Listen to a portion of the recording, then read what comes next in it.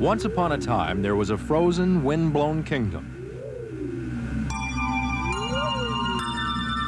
Its ruler was called Boreas. He governed from a palace built with ice from a magic lake.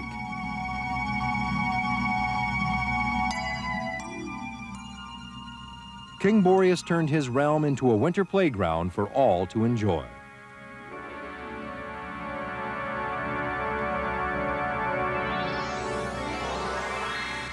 But another king had his own idea of fun. Vulcanus, the god of fire, vowed to dethrone Boreas and bring back the warmth of the sun. Vulcanus and his crew finally won over Boreas, smashing his palace to bits. But every year, King Boreas comes back, bringing with him his winter paradise. Tonight, a paradise lost is found in St. Paul. Welcome to A Frozen Fable, the lighting of the palace. This is where the plot of our magical story takes us tonight, Harriet Island. This is home for the 1992 Winter Carnival Ice Palace, the center of power for King Boreas and the forces of winter. Thousands of people are here to watch the palace come alive during this grand opening gala. Good evening, everyone. I'm Paul Major. And I'm Diana Pierce. Welcome to the KARE 11 Ice Desk. It's slightly melting a little bit on us. Defrosting slightly. That's right. And it's our presentation of A Frozen Fable, the lighting of the palace. Like any book, ours has a table of contents, a sample of things to come. We'll take you to the unearthly world to see the origins of the palace. You'll also witness the mammoth effort to bring the dream of the world's largest ice palace to reality. And the Wizards of Wattage work their magic to turn raw kilowatts into a super spectacle for all the world to see. The dream builders are the men and women who've constructed palaces for the last 106 years. You know, having a winter carnival with an ice palace as its focal point, it actually started with a wisecrack from a New York reporter. In 1885, apparently the correspondent wrote and his readers read that St. Paul in the wintertime was actually uninhabitable for human beings. That's right, and that's not the impression St. Paul's railroad and steamship tycoons wanted spread across the country. So, those business leaders created the carnival and the legend. They looked to Montreal for ideas. That city had a carnival and an ice palace. But it was a natural disaster that brought those traditions here. The Montreal Winter Carnival had been in existence since 1883, and a smallpox epidemic at that time wiped out their carnival for 1886. So we just imported the plans, the architects, the winter activities, all of the different events, and just transported them right to St. Paul and just produced the whole thing right here. And it's been here ever since. More than 40 palaces would be built through the years. The 1887 palace reached 14 stories, the tallest building in town back then. A year later, local fish dealers served oysters on the half-shell inside that palace. In 1937, singer Rudy Valley crooned inside the palace through sub-zero temperatures. But just the opposite happened some years. The palaces of 1889 and 1890 never made it past these sketches. It was just too warm for the ice. The 1942 Carnival Pep Squad posed in front of a half-finished palace that began melting away during construction. The Vulcans tore it down before it was finished. And the 1986 palace was also a meltdown victim. This is ice that was deteriorated about 2 or 3 weeks ago during a real hot spell. Crews used tarps to shield the ice from the hot sun, packed the palace with dry ice, and sprayed it with CO2 in an effort to keep the walls of the palace from crumbling. Plans were scaled back to make up for the lost time.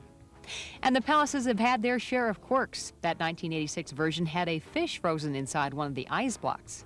It was deja vu from 100 years earlier.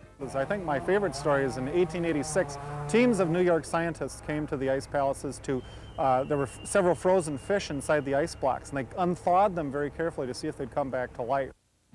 So you might say that the ice palace served as the first test of cryogenics. And that fish that you saw from 1986 is back. Someone saved that fish from destruction, kept it in a freezer, and put it back into this year's fortress. There's also a walleye chasing a can of Pepsi. It's frozen in a block just to the left of the grand entrance to the palace if you happen to come over and want to see it. Now, in fables and fairy tales, palaces just appear. In the real world, though, it takes a lot of planning and hard work. For the 1992 Ice Palace, it all starts in the clearest lake in the entire state of Minnesota. It's called Green Lake, located near Spicer, Minnesota. But what looks like just any lake on its surface is a mystical place below the waterline. Here's KARE 11's John Stone. There used to be a sign out on the outskirts down here. The world's clearest lake. It's named Green Lake, but its water is clear.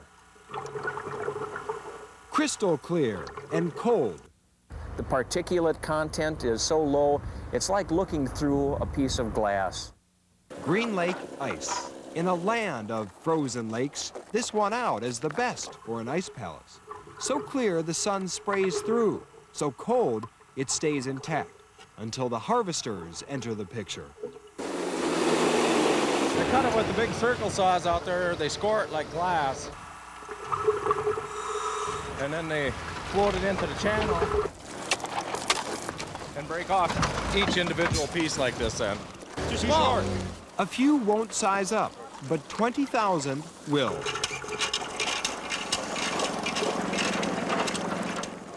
So many that the longest harvest in Spicer this year has been ice.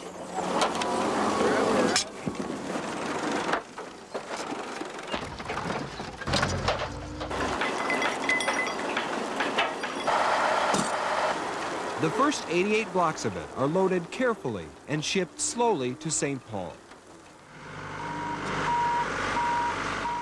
December 12th, one from that load, the Winter Palace cornerstone, is laid. There we go! But the task ahead is awesome. Everybody says, oh, it'll never get done in time, or, you know, it won't be as high as they say, but we always get it done.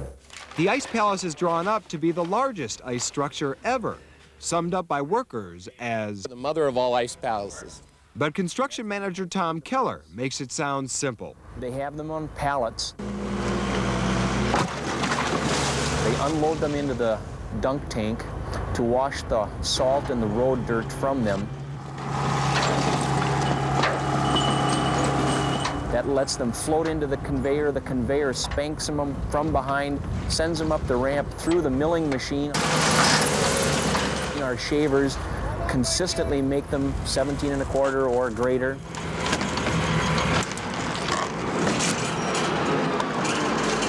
They go down into place. The riggers hook the ice block. They get hoisted up to the point where they get dropped. Whoa, whoa, whoa. And the bricklayers slide them into the right position. Then you move on to the next ice block. It's a massive project with detailed craftsmanship. Angles are cut, blocks are measured. And to make it all stick together, grooves are etched in some blocks. Others are melted just a bit so they'll bond together when they refreeze. It's like stacking Lego blocks and gluing them together with Mother Nature. Lego blocks on a grand scale.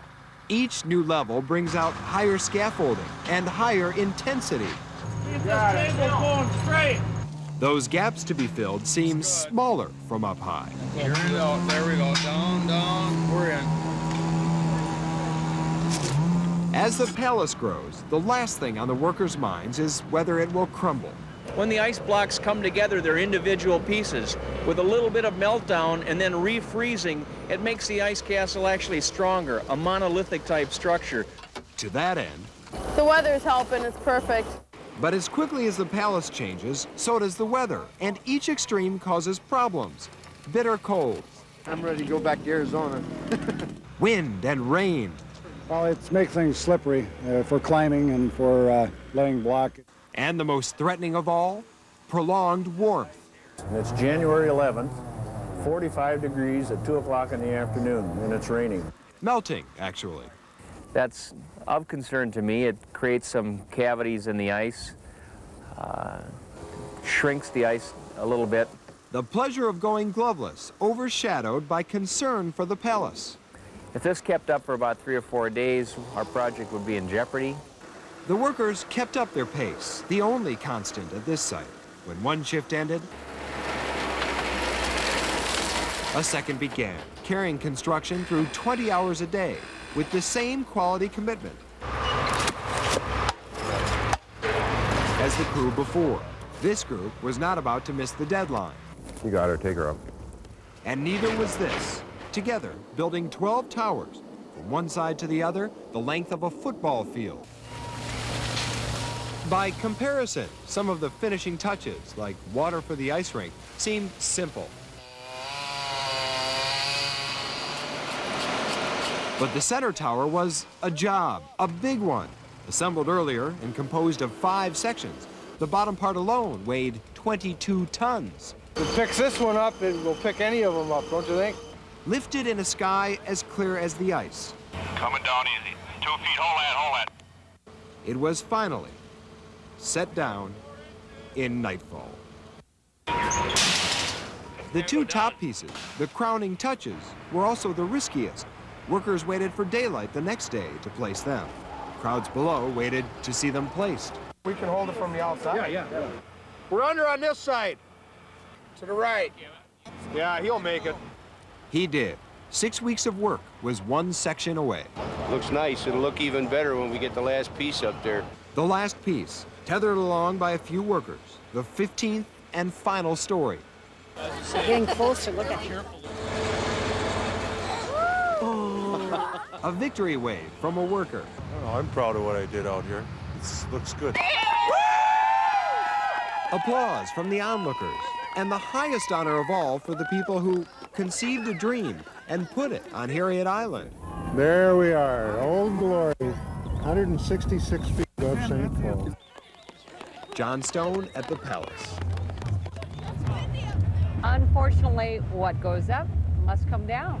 A demolition expert is in town this week, and he's been checking out the palace to try and figure out how much dynamite it would take to blow it up and bring it down. There's also a chance that a film company may buy the rights to destroy the palace and film the event, maybe in Terminator 3 or 4 or 5. Yeah. Absolutely. You know, this is a real tribute, in fact, to the men and women who worked on the Ice Palace, because not one worker was injured during the whole construction process. KARE 11's Kathy Vara says every man and woman who built the palace put their skill and heart into their work. Mike Dawfeld makes this climb every day. It's a long way up, but what a view. You can see the entirety of the ice castle. It's certainly a spectacular sight and basically an honor. Mike's great-grandfather cut ice for a living, so he says it's a little bit like seeing into his family's past. For approximately $1 a day, he cut ice up at Green Lake. And it's kind of unique that years later, now I'm having something to do with it, and it's for the castle. It's the first time he's ever worked with ice. It's so pretty, the different textures and fibers and shades of ice and shading and colors are unique. I like it. Carpenter Linda Davis is learning to work with the new material too. I'm used to working with wood rather than ice, so it's a lot different. And she feels like she's making her own mark on the palace. I think it's really a privilege to be out here and to be able to be part of this historical event, being that I'm making history in my own right by being the only black woman that has worked on the ice castle. Linda says there's a special bond between the workers here. They know it's an opportunity to see one side of the palace most people will never see, the inside. Step inside and you find narrow hallways and scaffolding, just enough room for the workers to do their job. And their job isn't easy. Electricians like Greg Ewald hook up hundreds of strobe lights. And Greg feels like he's carrying on family tradition just working on the palace. Greg says his father never missed a winter carnival, and he has the button collection to prove it. You know, I inherited his collection, and I'm trying to keep it going. I have all the winter carnival buttons dating back to 1900, so we got to go back up there and move them. Greg's work requires some pretty fancy footwork, maneuvering his way around with skill that would make the most daring circus performer envious. All right, we're good there. Over. Okay. Climb around on these scaffolds, you're almost part of the ice castle. You know, put a lot of your work into it. It's fun. I enjoy it. I'd be here for nothing if there was no pay. And for Greg, perhaps the greatest reward is knowing Dad would be proud he is carrying on the Winter Carnival tradition. Kathy Vara at the Palace.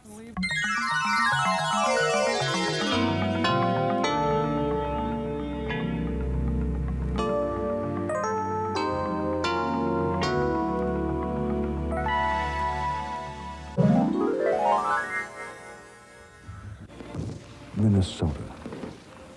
Super Bowl 26. Fire and ice. The Super Bowl task force borrowed a Winter Carnival theme to sell the NFL owners on Minnesota, and they promised them fun in St. Paul. And in 1992, we're going to do it up especially right. We'll build for you the biggest ice castle that any of you have ever seen. It's easy to make a promise. It's a lot harder to keep it. While volunteer labor built the last ice castle, this year's Super Bowl timetables required changes. We knew that the window to showcase this was going to be more limited with the Super Bowl happening on the first Sunday night. So we, I think, decided early on that we were going to have to obtain sponsorship for this and pay for more of the things than we did in 1986. Like paying most of the people who make it happen. I'm building a palace. Big money sponsors mean big money access.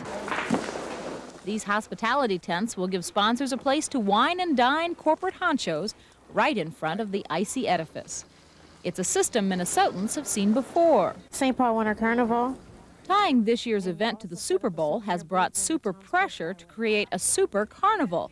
Just ask the staff. And he needs to fax over our certificate of insurance. I thought we were doing like 3 or 4 big pieces. He can't do 3-inch size. Well, I think we should go down to a 2.5. We'll need a permit from him for heat, for the generator. We're really doing 3 festivals in terms of the level of sponsorship, the level of expenditure, and the level of effort. Despite the added hype, most of the carnival will be the same.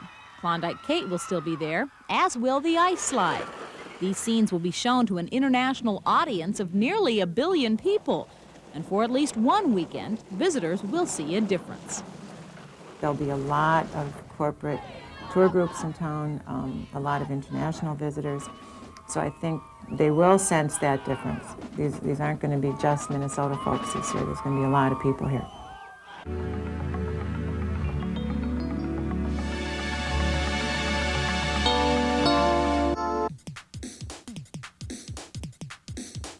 It was anything but easy to sneak a peek at the Ice Palace in the making. Most days, onlookers were kept off the site for their own good. Well, it's blocked up wherever you want to go through. And palace security, in attempts to keep traffic moving, shooed fans off the nearest street viewing spot. But that didn't stop creative souls from tossing caution to the chilly wind and trying. You get some people saying they're from Spicer, Minnesota. They want to see where their lake ice is going up at. Oh, those onlookers, they were a crafty lot. We saw different techniques of avoiding security and snapping away at history. There was the I'm from Iowa approach. The cops were a little feisty, yeah, but yeah, it was worth my life. Others said, oh, but I've brought out-of-town guests from Oregon and we've got to get close. It's magnificent. It's huge. It's blue, though. What color did you expect it to be? White. But the best excuse by far to get close to this chunk of ice was this one. One guy today says he's worth the Burt Reynolds crew, which ain't true. So where the heck were the best places to view this ice palace? Well, we investigated and found 2 of our own. I think I'll have the salmon. And ever in the pursuit of truth and journalism, I sacrificed my bag lunch and joined the North St. Paul Retired Teachers Monthly Luncheon. Hotel management plunked a telescope in La Carousel restaurant on the 22nd floor. And voila, a safe and warm place to view the Ice Palace. And if it works out, I'll send it to the instructor that I had that showed me how to use my camera. And the other best view? Well, I wasn't about to check it out in person for you. Yes, the Ramsey County Jail and Sheriff's Office has another great view. Every day we come to work and see progress being made on it, and it's just been real enjoyable to watch it go up. And you don't have to fight with security to see it either. No, we don't.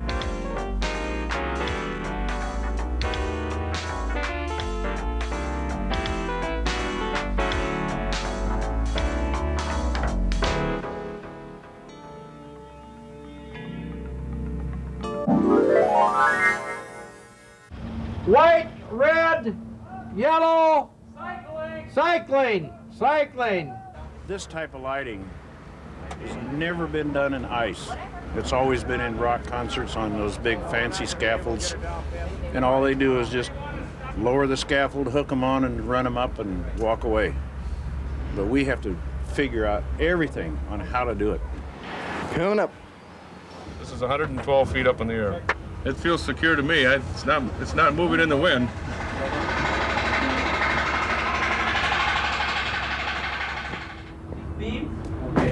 Whoa! Where'd that come from? Oh, that's dropping down from between these Almost columns. a direct hit. Excluding the control cables, we got about 3.5 miles. Here's the mirror, but check this out. It's got a rotating motor in the back there. Oh, for great. And that sucker can go this way, that way, whatever. Now the data flashes are coming on.